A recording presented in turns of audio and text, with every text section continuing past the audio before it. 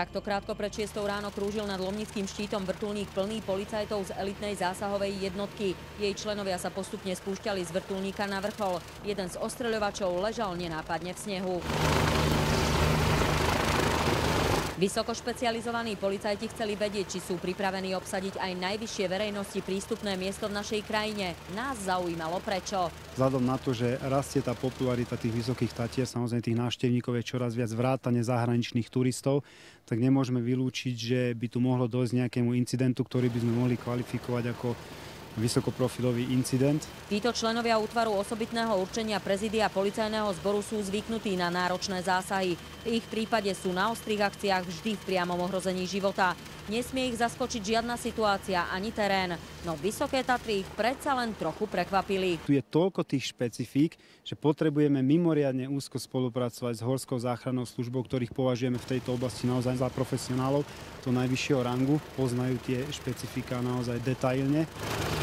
Chlapi z tejto zásahovky majú inú zásahovú činnosť a iné operačné postupy, ale vlastne v podstate, čo sa týka technika s lanom a vysadzovania z helikoptéry, tak sa oni inšpirujú od nás, my sa zase inšpirujeme v určitých veciach od nich. Môžeme s kľudným svedomím vyhlásiť, že aj v budúcnosti tieto operácie vieme zvládnuť aj v takej nadmorskej výške. Možno neviete, ale chlapi z tejto elitnej jednotky zasahovali nielen na Slovensku, ale aj vyše 10 rokov v irackom Bagdade v nebezpečnej červenej zóne. Ak si myslíte, že ide o nevzdelancov pripravených iba tasiť zbraň a strieľať, veľmi sa mýlite.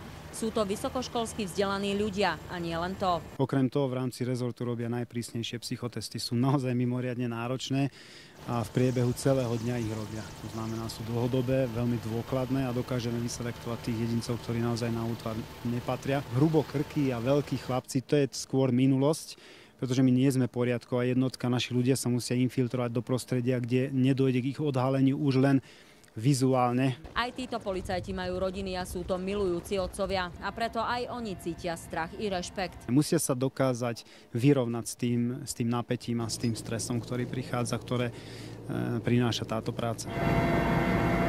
Ja to ani neberiem ako povolanie, aj keď to je povolanie, samozrejme môžeme byť povolaní pre správnu vec, pre záchranu ľudí, ale baví nás to a to je to podstatné, robíme to naozaj z presvedčenia. Z presvedčenia, aby dokázali včas zasiahnuť a ochrániť nevinných ľudí pred útočníkmi na celom Slovensku, a teda aj v našich krásnych Veľhorách. Z Vysokých Tatier Zuzana Pohodincová, televízia JOJ.